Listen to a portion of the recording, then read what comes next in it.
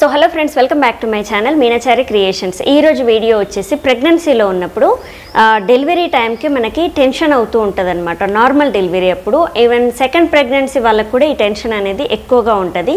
మెయిన్గా నేను చెప్పేది ఏంటంటే, ఫస్ట్ నార్మల్ డెలివరీ అయి ఉన్న వాళ్ళు ఉంటారు కదా, సో వాళ్ళకి second delivery time first normal delivery అప్పుడు చాలా పెయిన్స్ ఉంటాయి. ఆ పెయిన్స్ తట్టుకోలేక ఆ టైంలో కొంచెం నాకు సిజేరియన్ చేసేయండి అని కూడా చెప్తూ ఉంటారు.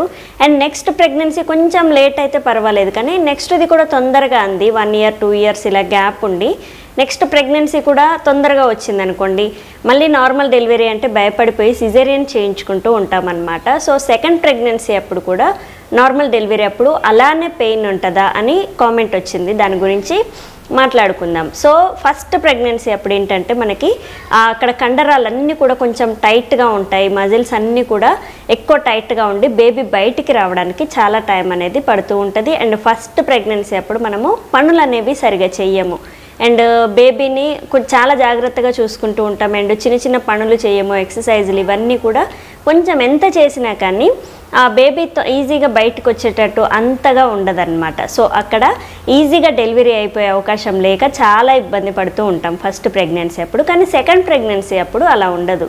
ఆల్రెడీ మీకు ఒక నార్మల్ డెలివరీ అయింది కాబట్టి నెక్స్ట్ ప్రెగ్నెన్సీ ఈజీగానే డెలివరీ అనేది అవుతూ ఉంటుంది, నార్మల్ డెలివరీ.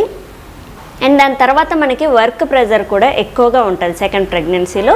సో అలా పనులన్నీ కూడా అంటే ఫస్ట్ ప్రెగ్నెన్సీ అప్పుడు మనకి చూసుకోవడానికి ఫస్ట్ బేబీ ఉండదు.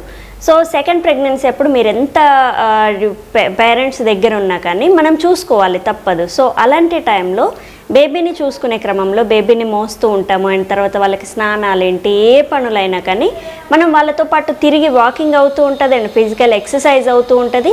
చిన్న చిన్న బరువులు కూడా మోయాలి కాబట్టి బేబీని కూడా అప్పుడప్పుడు ఎత్తుకుంటూ ఉంటాం కదా, అందుకు మనకి సర్విక్స్ అనేది తొందరగా ఓపెన్ అవుతూ ఉంటుంది, బేబీ పొజిషన్కి తొందరగా వస్తుంది. అండ్ డెలివరీ టైం అప్పుడు కూడా ఆల్రెడీ ఒక డెలివరీ అయింది కాబట్టి నెక్స్ట్ డెలివరీకి ఫస్ట్ డెలివరీ అంత పెయిన్ అయితే ఉండదండి. సెకండ్ ప్రెగ్నెన్సీ అప్పుడు కొంచెం ఈజీగానే అవుతుంది, మరీ ఈజీగా అయిపోతుంది అని చెప్పను, కానీ ఫస్ట్ ప్రెగ్నెన్సీతో పోల్చుకుంటే ఒక 50% పెయిన్ అనేది తక్కువగానే ఉంటుంది, అండ్ ఈజీ ప్రాసెస్ కూడా అవుతూ ఉంటుంది. సో ఖచ్చితంగా ఫస్ట్ నార్మల్ అయిన వాళ్ళు నెక్స్ట్ ప్రెగ్నెన్సీకి భయపడకండి. సో ఈ ఆల్రెడీ నార్మల్ అయింది కాబట్టి మళ్ళీ సీ-సెక్షన్కి వెళ్ళొద్దు మీరు.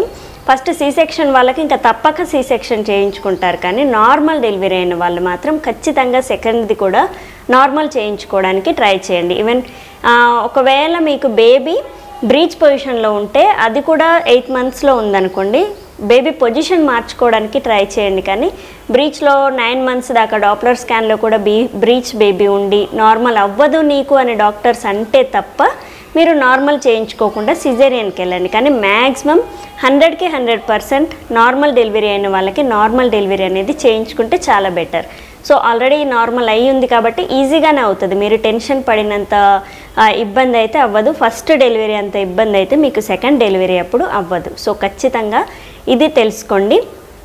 ఫస్ట్ ఒకటి నార్మల్ అయిన వాళ్ళు నెక్స్ట్ కూడా మ్యాక్సిమం ట్రై చేయండి. ఇది ఒక్కసారి మీరు తట్టుకుంటే ఇంకా చిన్న ఆపరేషన్ ఒకటి చేయించుకుంటే ఇంకా సెట్ అయిపోతుంది. అలా అని చెప్పేసి సిజేరియనే మెయిన్ అసలు చేయించుకోవద్దని కాదు. మీకు ఏమైనా ప్రాబ్లం అనిపిస్తే బేబీ బ్రీచ్లో ఉంది అండ్ వెయిట్ ఎక్కువ ఉంది మీరు కనలేరు అని డాక్టర్ అంటే తప్ప మీరు సిజేరియన్కి వెళ్ళొద్దు. సో ఖచ్చితంగా నార్మలే చేయాలని మీరు ఫస్ట్ నుంచి చెప్పండి డాక్టర్కి, అండ్ నార్మల్కే ధైర్యం తెచ్చుకోండి, ఎందుకంటే అంత పెయిన్ఫుల్ అయితే ఏమీ ఉండదు. సో ఇది తెలుసుకుంటారనేసే ఆ కామెంట్కి నేను రిప్లై అనేది వీడియో అనేది షేర్ చేస్తున్నాను. సో చూసారు కదా ఈరోజు వీడియో. ప్రెగ్నెన్సీలో ఫస్ట్ ప్రెగ్నెన్సీ తర్వాత సెకండ్ది కూడా నార్మల్ అవ్వాలంటే ఏమన్నా అంత పెయిన్ ఉంటుందా లేదా అనే దాని గురించి ఈరోజు టాపిక్. సో రేపటి వీడియోలో ఇంకొక మంచి టాపిక్తో మీ ముందుకు వస్తాను. Thank you. Please subscribe my channel Meenachari creations. Thank you.